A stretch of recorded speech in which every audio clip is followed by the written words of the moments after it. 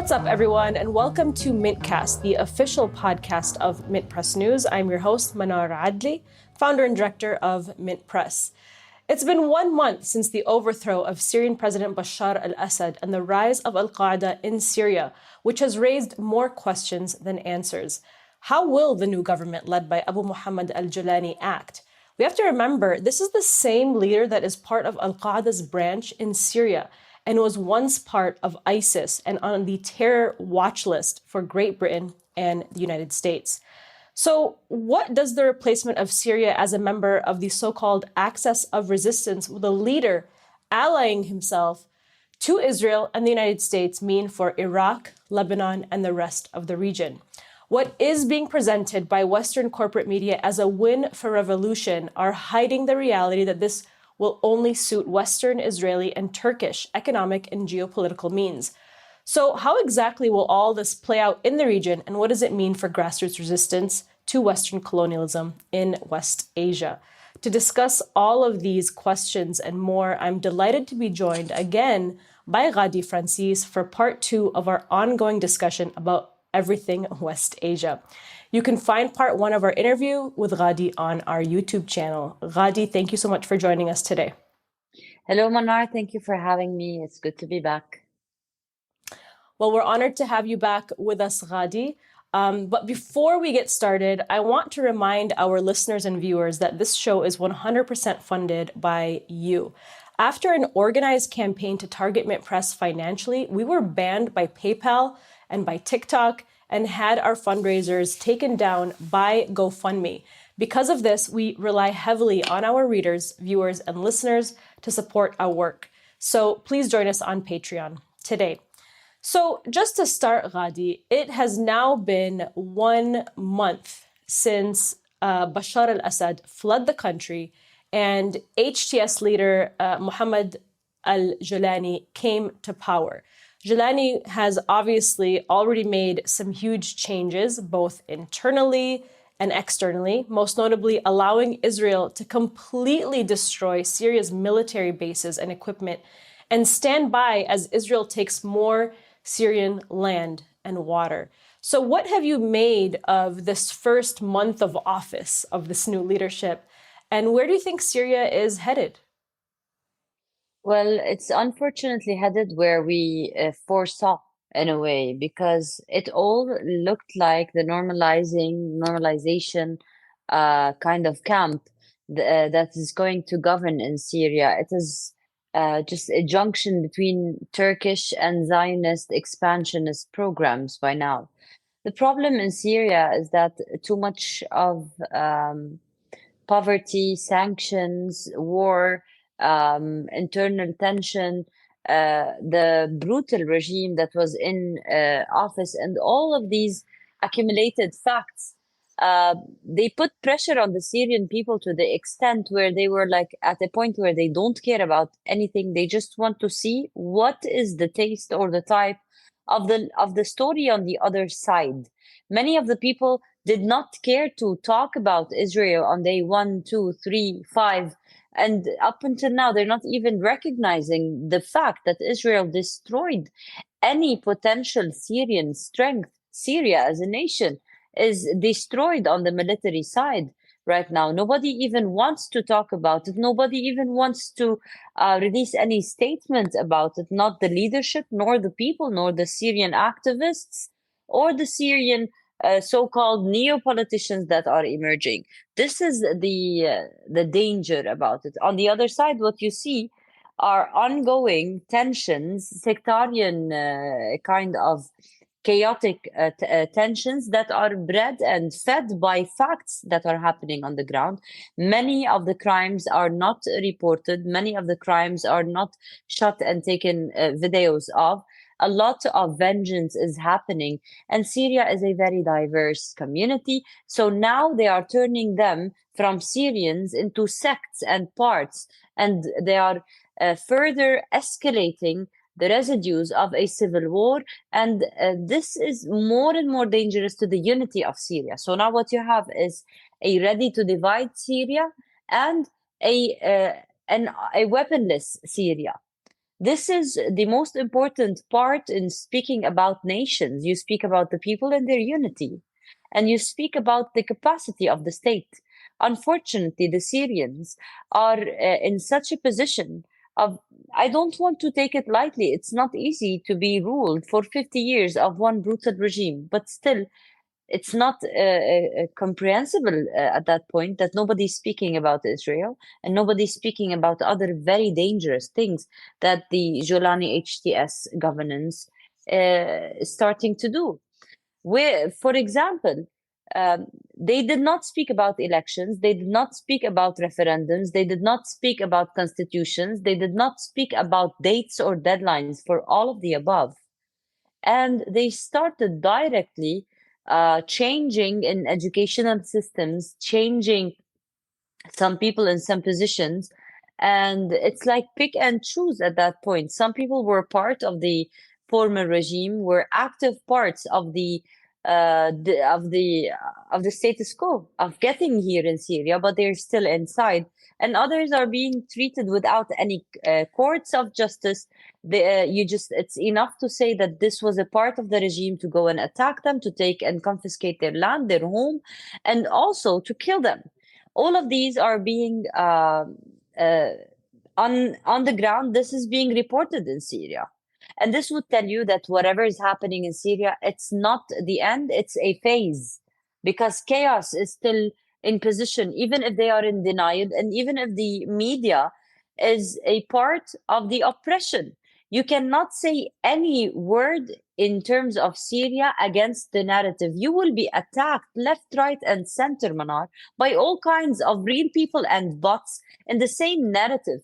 I tried it, and I dare anyone to try it. Any tweet, any content that you put about the Israeli aggression in Syria without speaking about HTS, without speaking about Bashar al-Assad, without saying any word other than a content of what Israel is doing to Syria, you will be attacked brutally online, because it is not by chance. It is the active warfare on our brains and minds to shut them up and to never speak about what Israel is doing to Syria. But I want to tell you, all of these are happening now in Syria, but this will not make us lose hope, because it wasn't better before. It's something like being in denial.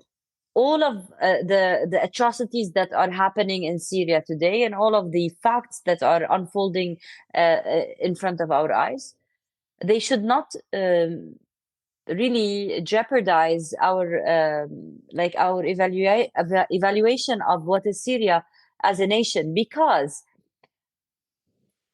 it was in denial anyways. Israel was there. It was attacking Syria for a decade now.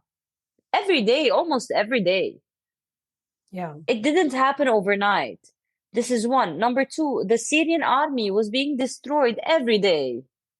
Life was being sucked out of the nation in economy and in society and in stability in every way. So it did not really just fall overnight. And sometimes it's good to face the facts rather than be in denial. And some part of me is very optimistic towards the fact that now everything is doing what they are, regardless how many PR sessions and campaigns Jolani will have, Abu Mohammed Jolani, and if he renames himself as Ahmad al-Shara, if he doesn't really put a deadline for an election or a constitution, he is still just another emir. But the only difference is that this time he didn't even have to fight to take this imara. The Turks gave it to him. That's a good point. And I think a lot of people forget the fact that Turkey has been supporting this group from the very beginning, sending arms, sending money. And although Jolani has allowed Israel to destroy all of the military equipment, steal more Syrian land, and expand his occupation in the south of Syria, near the Golan Heights, really, Turkey has been one of the main beneficiaries of what's happening in Syria. And I think a lot of people would be shocked. You and I are not shocked because, we follow this kind of news regularly, but they would be shocked to know that, Turkey is just as expansionist as Israel. It has a lot of agendas and goals inside Syria. Can you talk to us a little bit about that? Some might argue that in many ways it's even more dangerous than Israel, because Israel is not relatable to the people, while Turkey would sneak in under the banner of Islam and relatability, and like relations with and some people would revere being ruled by a Turkish occupation. We still now argue with people when we call the Ottoman occupation. And I'm speaking about an occupation in Lebanon and Syria and greater Syria. It was centuries worth of years. They occupied this land for centuries as Ottoman Empire. And tens of thousands of people were killed and massacres happened and oppression.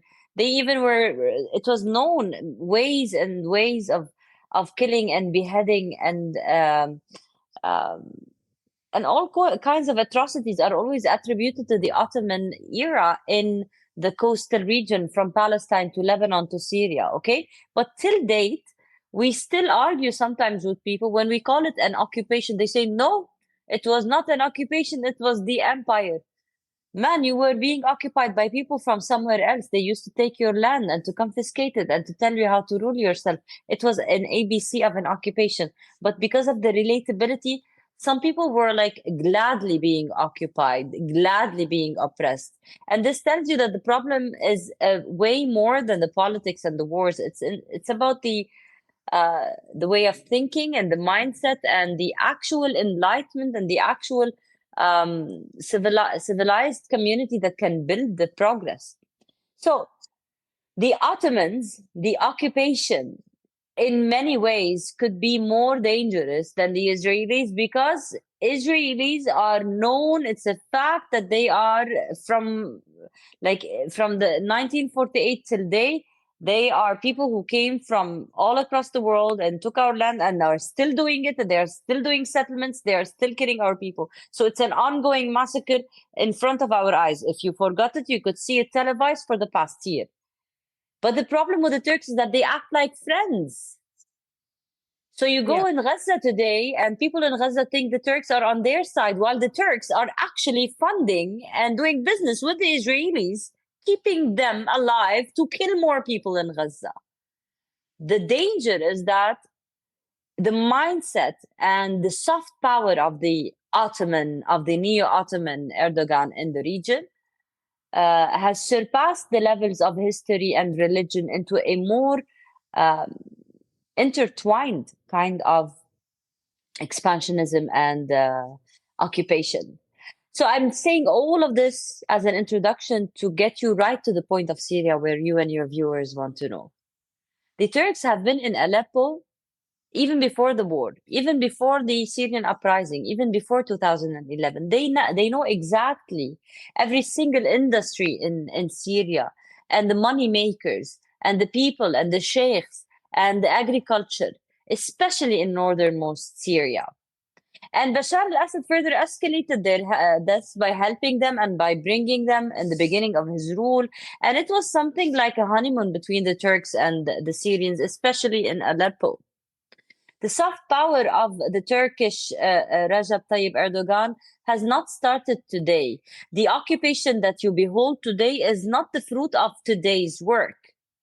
It was all different once the uprising started. Turkey, southernmost Turkey, which is also referred to by many Syrians as occupied Syria, Ghazi Antab, Diyarbakir, Hatay region, these areas that are South Turkey today are also known as occupied Syria because they were given to the Turks 100 years ago after the World War, by the way. So they even took a part of this land. Many of the southernmost regions in Turkey are like inhabited by citizens who are Syrian, but now speak Turkish and now are Turkish. And this is very well known fact to anybody who knows the Turkish demographics and the Turkish politics. Hatay region is anti-Erdogan, by the way, because it's inhabited by coastal area. This coastal area was inhabited historically by Alawites. So these are Turkish Alawites that are in the first place, Syrians occupied by Turkey, but this land was taken and is now a coastal region that brings money and power to Erdogan and to the Turks. This is how they work in the region. This is what they want from northern Iraq. This is what they want in Nineveh. This is what the Turks want in Aleppo. This is what the Turks want everywhere around them, because some nations breed on expansionism. And this, some might argue that this is power and this is like, may the best man win. So when the Syrian uprising started, the Turks directly started their work on Syria and on the Syrian north by making centers, taking in people. People now speak Turkish. Some are even dual citizens, and taking and making operations room for all this, for arms, for weapons, for money, for activists, for media. I personally was able to go and to document the free parts of Syria. They were like al-Manatiq al-Muharrara, the parts that were not governed by the Syrian regime. In 2012, I even reached to Al-Bab, to Manbij, Jarablus. These are places that I got to via Turkey while the Syrian regime was fighting with these groups in that region. So Turkey was directly funding and helping and being the crossing bridge to anybody who wanted to do anything in any place in northernmost Syria. After all these years in the war, Erdogan tried via the Russians different ways and different methods of taking his wins or cashing his wins in Syria. In Astana talks before the fall of Bashar al-Assad, there were different trials, and as per the reports, the Russians tried to convince Bashar al-Assad to sit down and to manage a deal with Erdogan because he is capable of taking everything. And Bashar al-Assad refused, and it was the famous quote-unquote, what shall we do? Drink juice together? This was the statement of Bashar al-Assad, which in his very twisted language probably meant that unless he will take his army outside of Syria, there's nothing to talk about. We're not going to sit down and meet unless he's going to make concessions. But little did he know, or little did he want to tell himself, Bashar al-Assad, that the Turks were able to come to Damascus when they chose to, and when the Russians just like were hopeless about it. So all of that, Manar, was long, for maybe 10 minutes talking, but this is only maybe 10% when we're really speaking about how the Turkish soft power plays in Syria. It is a long overdue known fact that the Turks can do this. But my question is, for how long can they sustain it like that? And if the region doesn't want, we're speaking about Saudi Arabia, we're speaking about the United Arab Emirates, we're speaking about Jordan, we're speaking about Egypt, we're speaking about, we don't know about Iran. So if you have all these powers in the region not so happy about what you're doing in Syria, it's not going to work. And Ghadi, what's really interesting is, I always say, like, Americans are the most propagandized people on the planet, but people in the Middle East can be propagandized too. And something that I read a while back when I was doing reporting on Syria is that Turkey was funding a propaganda campaign in the Middle East through its soap operas. I mean, it was trying to push the soft power through their soap operas. I mean, who doesn't like a good Turkish soap opera? But it's even within means that people don't even understand that Turkey has always been pushing itself onto the Middle East, but especially on the Syrian people. And these are just ways that media really can work to manipulate people, even just through mainstream media soap operas that are broadcasting on TV. And you just reminded me of that, soft power point. It's but even here in Lebanon, Manar. It's even on every Arab streaming platform. Yeah. Even now we have Syrian actors and Lebanese actresses and actors that are reproducing buying Turkish drama series and just acting that story, as if we don't have enough to talk about in our community. Yeah. That's a very good point. Ghadi, you've spoken to and have met as part of, groups with Hezbollah political leaders. And so I think a lot of people are wondering, what is the future of Hezbollah, considering that Israel has, broken the ceasefire agreement? They're continuing to bomb South Lebanon, and the resistance camps inside Syria have been closed down. So what can you tell us from your conversations and your knowledge about the future of Hezbollah in Lebanon? I think it's very unpredictable how Hezbollah would be acting out after the end of the ceasefire, because they have been saying that we're just like that for now. If this continues after the 60-day ceasefire, we don't know what we would do. So when we're speaking about Hezbollah today, we have to really segregate between the politics and the military, because at times like this, when in the politics, the Americans and the Israelis and the Western camp have won, they have imposed a new order in the region, in Syria, in Lebanon, in Gaza. I mean, so this new shape does not really change the facts on the ground, because anybody who chose to be in Hezbollah from Lebanon did not really have to pick and choose. It's more of an existential choice for them, because they needed to be armed, they needed to be weaponized in order to protect themselves from an ongoing ethnic cleansing, occupying, rogue regime that is on their doorstep since 1948, killing their children and attacking their hospitals and their journalists and everyone, actually. And because for so long in Lebanon, these people were never protected. It was different shapes and forms of resistances that took over the protection. So you saw Palestinian resistance groups in the beginning, some secular resistance groups, some Arabists, some communists, some nationalists. And then when the Islamic politics rose in the region with the Islamic Revolution in Iran, it was the Islamic Revolution in Lebanon. So they called it like that. And then they started an Islamic resistance. But the people, the actual men and women that became that resistance were men that were probably Fatah few years before that. So I'm sorry, I'm speaking history every time you ask me, but I think you like it. So because it gives more context to people who do not really follow the history of our region to understand how we came here. The people in Lebanon, of all shapes and forms, of all sects, they have been under the attacks of the Israelis ever since Palestine was occupied, even before there was a declaration of something called Israel in the occupied Palestinian land.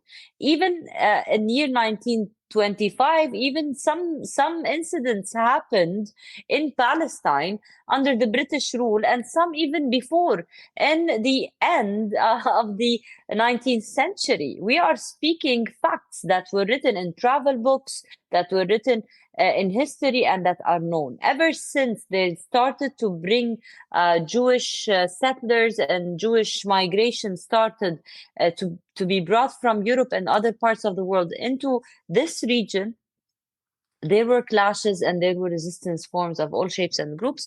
Every time there were hostilities, and then the big Nakba started, and with it the big revolution. In Hezbollah, in Lebanon, and in the present, Hezbollah is in the parliament. It has a bloc. It has the majority of the votes of the people in the south and in Beqa and in Beirut and in many places in Lebanon. And with the alliances, they have formed a decisive force in the politics, parliament, government, judicial systems, even military people. So they are in the state, in the Lebanon state. These parts that are called Hezbollah cannot be stepped over regardless of what happens on the military side, because they represent around 1 million and 1.2 million Lebanese citizens, which is around 33 to 38% of the Lebanese population. You cannot disregard them. So this is the politics side. As per the military side, whatever the deal is, they tell you they're going to take the rockets, Hezbollah's rockets. Well, Hezbollah has men who know how to manufacture these rockets. Don't you understand that the Yemenis and the Gazans were able to make something out of nothing and fight you with? Don't you understand that even if they... Do you know, when people, they're speaking about Hezbollah being disarmed, southern Litani, how long does it take you to bike from northern Litani to southern Litani? So what?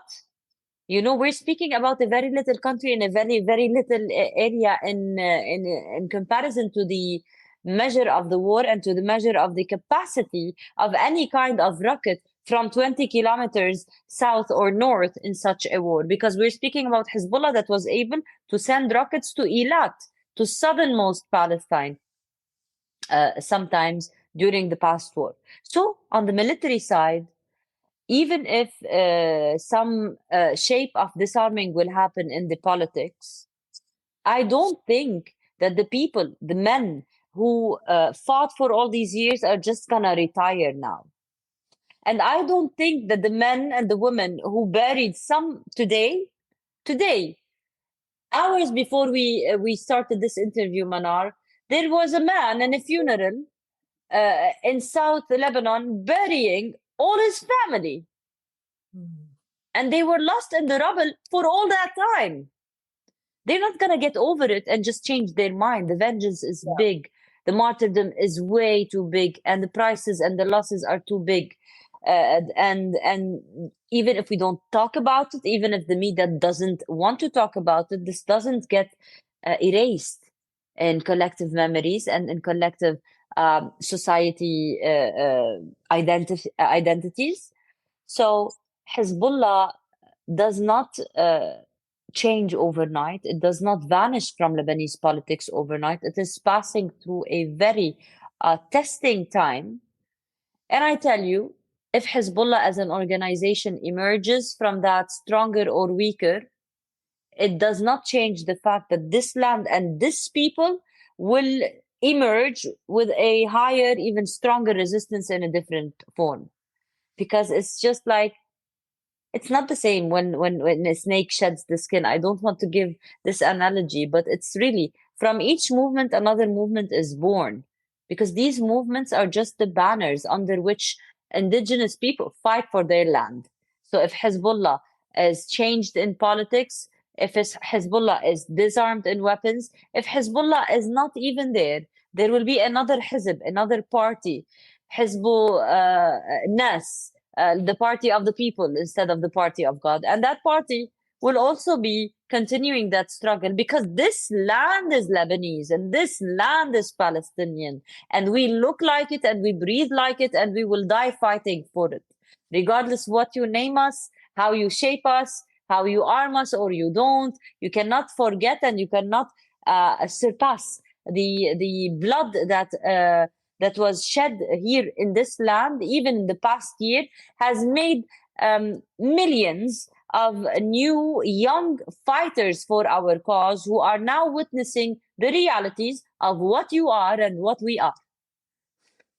And it's so important, Ghadi, that we hear this perspective from somebody who is from this region, because the Western corporate media is so good at just kind of painting this with a one-stroke brush, this caricature that the people of Lebanon or South Lebanon or even Hezbollah are just simply like barbaric militants, when in reality they are human beings who are constantly being attacked. Their land is being stolen from them by an occupying expansionist force, this Israeli Zionist entity. And the people are not going to forget, they're martyrs. This flow of blood that is happening from Israel's destruction of South Lebanon. People are not going to just say, okay, we're going to put down our arms and that's it, and just take it as it is. No, people are going to continue fighting because it's their right. It's their international right. It's their human right. And so, thank you for speaking in the way that you do. And of course, providing that historical context is so important to an American audience because, Americans, I'm going to say it again, we are the most propagandized people on the planet. We have a corporate media. 90% of our media is owned by just 6 corporations, and we are just drowning in corporate media propaganda. And so it's so important to be able to hear that perspective and be provided with that context. So we appreciate that. And just to speak more on the point of Lebanon, Lebanon has just appointed a new army chief, Joseph Aoun, as president. Lebanon has been at a political impasse for a while without a head of state since October of 2022. So can you tell us a little bit about who is it Aoun? I think I'm pronouncing it correctly. And what will this mean for Lebanon? Just to give, I want to respond to the main idea that you spoke about before we get into Lebanon. The media, the propaganda, and this one stroke is a very utilized, a very important part of the war. It's a very important part of the war. So this is just as the bombs. This is why we see them shaping it as one. But I raised this there in local media, and I want to raise it in English media for you and all your viewers. I dare anyone in any shape or form to bring me one piece of proof, one video proof of any Hezbollah Lebanese person committing any atrocity anywhere in any shape or form of war in Syria or Lebanon or Palestine or anywhere in the world. I dare you to find anything. And to all of these people, I just want you to Google or to TikTok any Israeli soldier and to see what their stances are on rape, on murder, on killing children. And this is just enough to debunk the whole media warfare about who we are or what we are as people and as groups. Going back to Lebanon and to your question, and actually, there's a sense of positivity in Lebanon, regardless of the alliances, regardless of the fact that in Lebanon there is no sovereignty. We don't choose for ourselves. But in Lebanon, there's also a fact that the whole Lebanon was cut by the French General Gouraud and announced by him after the French mandate was in place when they took us from the Ottomans. So we weren't free, and then all of a sudden we stopped being free. It's a process. So in Lebanon, sovereignty was never there to start with. So some people want to be optimistic and some people want to be pessimistic. They be pessimistic by saying that the Americans wanted that, the Americans and the Saudis did that, and the Americans and the Saudis finalized that. So this will not be promising because these are two forces that want what is in their best interest. But a larger Lebanese society is saying this is very good for Lebanon because regardless of the affiliations, it's the first time that we don't have a warlord in position or a tried politician in position, because usually in Lebanon there are concessions and deals between the sects, and then everybody, corrupt or well, they just rule together so that no one disrupts it. It's just like there's a football game and anybody who's not in the game is going to take the ball. So there's no game if nobody, if not everyone is in the game. You understand me? So this always the disruption. If not every sect or every part is in the governance, somebody is disrupting something. So when they all have a deal, it's good. This new position, this new office, this new presidency and prime minister comes at a decisive time where we will be witnessing the 1701, the ceasefire, the quote unquote disarming of Hezbollah. So these will be dividing times if we want to talk about them as in the terms and the terminologies of the past. In the past, what is happening today used to be a breaking point between pro-Hezbollah and anti-Hezbollah people in Lebanon. Let me speak to you honestly. I mean, these are facts that people cannot whitewash. 2 years ago, these names, these things would have been a breaking point between the Lebanese people. But today, they are not, because the facts are different. Because when you are owning a regional power with ballistic missiles on top of your management with all of yourself, it's different from when you are just emerging from a destructive war with the NATO and the United States of America and Israel and the alliance of the Arabs and the locals, and you have $1 billion of losses, and you have hundreds of martyrs and thousands of martyrs. And so you cannot really argue the way you would. So Hezbollah needs to lean with the storm for now. But the terminologies and the points of view for me should be different. I think it's better, just like I said about Syria, with a lot of difference. Jolani is a terrorist. Our president is someone promising with respect, and he has no file, but everything good in his everything he says and everything he does has been emerging very well. He fought the terrorists as an army officer and an army leader in northern Lebanon and in many places, and he's from South Lebanon. But regardless, if he is affiliated with the US and the West, it's good to have someone that is directly and openly that, rather than to think that you have an ally in office. But when he's governing and ruling, you have the United States of America's ambassador saying everything. So Hezbollah had Michel Aoun and had Saad al-Hariri before that, before the whole thing. So what did they accomplish on the ground in Lebanon with people who they weren't affiliated with America? Really, weren't they? With whom were they affiliated then? It was always like that in Lebanon. It's just the way you look at the things and the way you name them.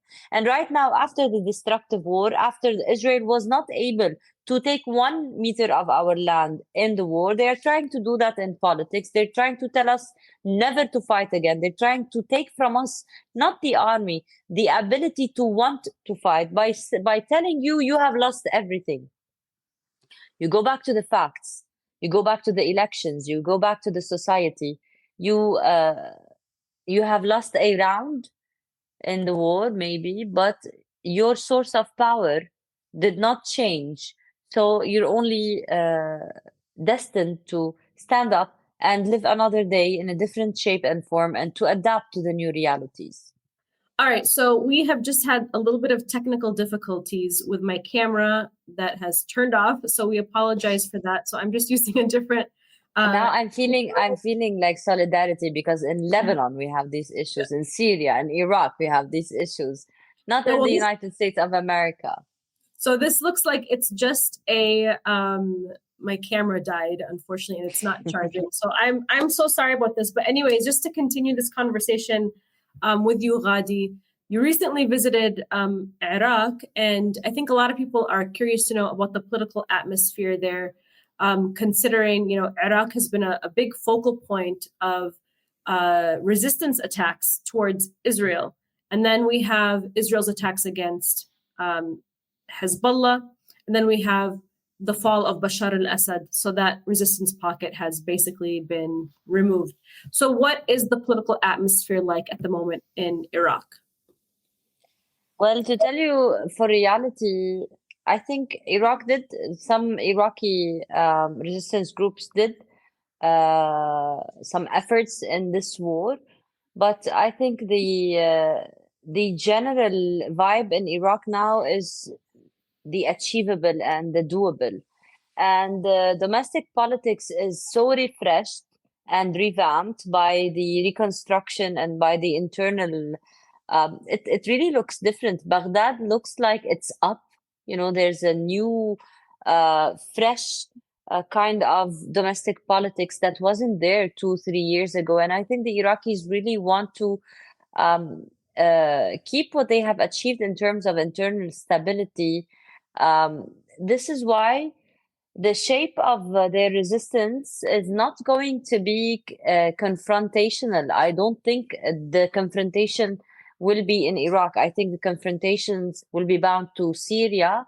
The moment that the resistance groups would want to recollect or reoperate, I think Syria's chaos would be a ground that is susceptible for that, and Iraqis' role will be allowing that, nothing more. The actual eye of the fire now is Yemen. And I don't know if it's going to hold on until Trump is in office or before that. It's just a matter of these days. I think they're not going to let Yemen go with all the disruption and all the active and effective role that the Yemenis have played in preventing the empire from having its way and aiding Israel like it wants. Well, Yemen did not only attack Israel. Yemen disrupted the international maritime trade route. And this is very dangerous to the empire. And I don't think the British and the Americans and the regional powers care about anyone more than Yemen right now, to defeat them or to try to weaken them. And all eyes are there. And when it comes to Iraq, I think the Iraqis have suffered before everyone else in the region, from the American invasion to ISIS, to the divisions, to the sectarian clashes and problems, to Al-Qaeda. And now, after all that has happened in the region, Iraq has played its political role not like a nation that is just surviving, but as a nation that is a bigger brother. They were there for the Syrians, they were there for the Lebanese, and they were there for the Palestinians. And I think it's only fair right now to what we want to ask from the Iraqis is to build a good and strong and sovereign Iraq. And this would be good for the region, nothing else. We don't want them to because there are like some 60 or 70 targets that the Israeli intelligence have been speaking about in Iraq. We want Iraq to be protecting Iraq. We don't want Iraq to be destroying itself without actually gaining an effective way into harming that. I mean, what I'm trying to say is that if the Iraqis continue to resist on their own and they get attacked by the Israelis, nobody's going to protect them. So if they refrain for a while from actively being in the resistance operations and rather being a good and strong community and a trade route and a politics and an ideological and a construction free zone for the region, this itself is a great achievement for all the people and the indigenous people around them. And what do you think Iraqi resistance factions are actually saying right now in response to the fall of Syria into the hands of al-Qaeda? Do they see Israel becoming stronger because of this, or what is their perspective? There's a lot of baggage between the Iraqis and the Syrians, if you want to start with. You know, the Iraqis find that Bashar al-Assad was an active role in strengthening al-Qaeda in their land sometimes. Because in 2003, after the fall of Saddam Hussein, many parts of Syria and the Syrian intelligence worked on that, really. They aided and they helped and they deported some terrorism there.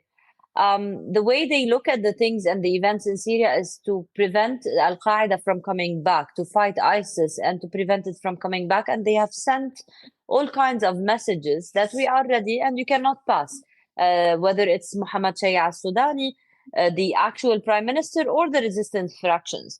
I think the resistance fractions in Iraq are a neo movement that they fought the Americans when they were on their land. And they fought ISIS most recently when they tried to, when the Americans tried to resurrect as ISIS, because ISIS was formed by the Americans also. Anyways, so today, I think their ideological prioritization is not, to be realistic, I don't think they prioritize battling the Israelis face to face rather than standing for the Lebanese, the Syrians, and the Palestinians while they do it. And let's just turn back a little bit to Yemen. I just have two final questions for you. You know, I think one of the strongest points in the Middle East for resistance is the Yemenis. I mean, I think a lot of people would agree with that. And so we're now seeing the US, the UK, and Israel jointly attacking Yemen in response to Yemen's Red Sea blockade and attacks against Israel. Of course, Yemen is acting, as it says, in defense of Palestinians and the genocide in Gaza, and they would stop everything if Israel would stop the humanitarian crisis there. What do you think is in store for Yemen moving forward? God bless Yemen and the Yemenis and the innocent people everywhere, because they don't care who they're killing, who they're bombing, what they're throwing, where. When the American bunker buster bombs were thrown on Lebanon, they killed countless innocent people. And we always have to remind ourselves that this fight is not just a movie we're watching. Many innocent people in Yemen have been suffering. I mean, thousands have been starving to death in Yemen for all these years. And the CENTCOM and the Americans have been trying to like change the facts in Yemen in all shapes for many years, and they didn't. This is why I think it's not going to be easy. Because what can the Americans do? Strike Yemen? They do. With new kinds of bombs, they did everything consistently for 8 years with the aid of the Saudis, which is like every day from the CENTCOM. Lloyd Austin, the former defense minister, was actually living in the CENTCOM center in the Gulf to be there and to make sure that Yemen would be defeated, and it wasn't. So I don't think it's going to be easy. But I really, after what we saw and witnessed in Lebanon, from the intelligence and the artificial intelligence use to the pager attack, to these kinds of infiltrations and utilizing technologies. So you fear assassinations, you fear that this is how they will deal with the Yemenis. And I think the few upcoming days and weeks will tell us more about that. And unless the Yemenis get what they want, I don't think killing and bombing will change the fact Yemen is a vast nation and they have nothing to lose at that point, and they have everything to win.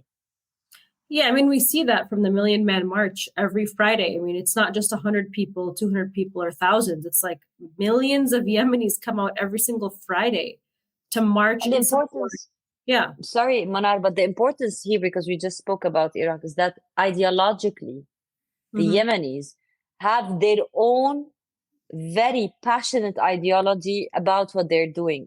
They're not in an alliance with someone else. They chose. Yes. It's very wrong to say that the Iranians chose that Sayyid Nasrallah would support Gaza and enter in the solidarity war that resulted in his martyrdom. It was his choice, not the Iranians. Yeah. Same goes for Yemen. Yemenis ideologically took the decision to support Arab Palestine as Arab Yemenis. This is their own decision and their own test as a power, as a nation, to prove themselves. What would they take? What would they force? How would they play that battle out? The days will reveal. But I will tell you, Manar, today, to me as a viewer, as someone who's like watching what's happening in what was called the axis of resistance, Yemenis today are what Hezbollah was in the 90s time.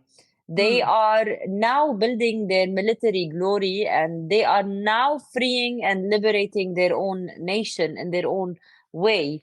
Their strength is it is something to be taught in history, because the warfare on Yemen was consistent and they just became stronger. And now it's a birth for Yemen as a nation, as a power, as not only regional. It has proven itself the most impoverished one of them all, but the most courageous one of them all. And they were able to hurt the boss, the USA, directly.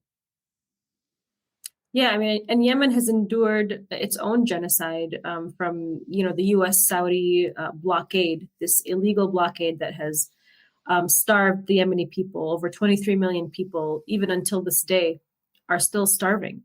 And yet they come out on the streets every single day, like you said, because of an idea that they're going to stand in solidarity. Nobody forced them to do this. It's because they're very courageous. Yes. By nature, I have visited Yemen in year 2011. I saw Adan, I saw Bab al-Mandeb, I saw Sana'a. I want to tell you, Manar, really the spirit of the Yemeni people is not to be compared to any. I've visited like many countries and seen many nations. They know what they're doing, and they are maybe the actual manifestation of how a human, you listen about these people like let go, to detach, to not to have anything material. Okay. So they're actually the manifestation of how we can be smart and educated and have nothing but courage. And the Wow. idea of them winning is just like a story ending with the underdog winning, you know? So Yeah. in this region, Yemen is the cultural heritage of Arabs, the actual richest historically. All the stories and the legends of Arabs, Hadramaut, and these places in Yemen, and even the Prophet Muhammad. So all these stories about this great culture. You go to Sana'a, you see the architecture, you see the richness in the culture, and I think they are the living proof that no matter what you do, you cannot uh, change the spirit that is made for the actual life. You cannot paint it and change it. So Yemenis, regardless of the poverty, the problems today, they resurrect as the minaret of the Arab uh, conscience and the Arab courage and the Arab um, ethics that we hear about in history and in poetry and so on. They are the ones that they said we will not sit by and watch the children of Gaza being slaughtered. And they are the poorest. I look at Yemen and I look at Qatar, for example. What did Qatar do?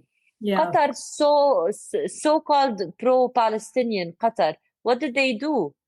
They continued to allow the Americans to take weapons to the Israelis from their land and their base all throughout the war, while their Al Jazeera was telling us how humanitarian they are and how much they love Gaza. And then the minute that Israel started on Syria, they just forgot about Israel. Yeah, I mean, there's So, no question that Qatar is very much pro NATO when it comes to that.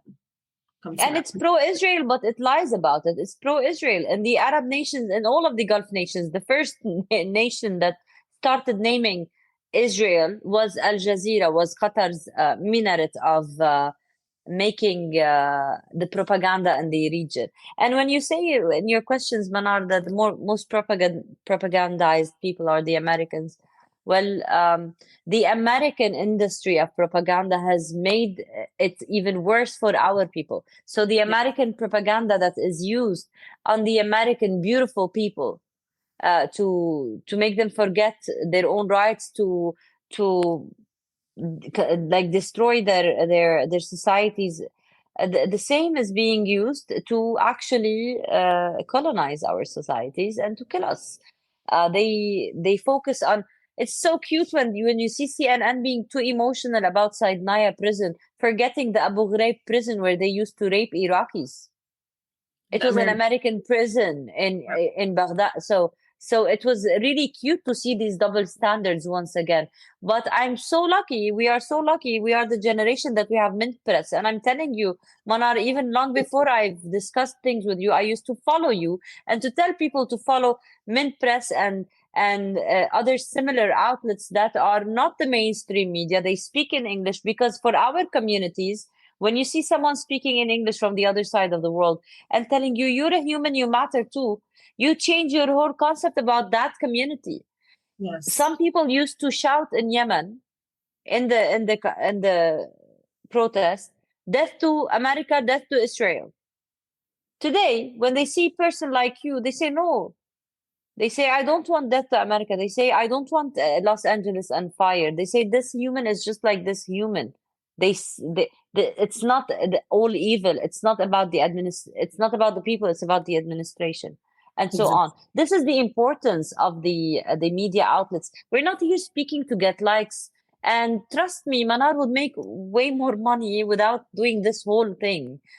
In media and mainstream media, just writing one report is worth 2 weeks of work when you're working on your own. I know it because I'm a journalist, and we do it not only to put news out there for likes and for comments and for interaction. We do it for the people who are listening to us to bridge, to see to see that there are people in the American society that do not want to do this to us. And there are people in the Lebanese and the Iraqi and the Palestinian society that condemn all shapes of terrorism and all shapes of brutality to any human in the world, but just don't come and colonize us and tell us we are the terrorists. We're not gonna sit back. And here I quote Yahya Sinwar, who's the world most infamous propagandized figure. They say he's a terrorist. Yeah.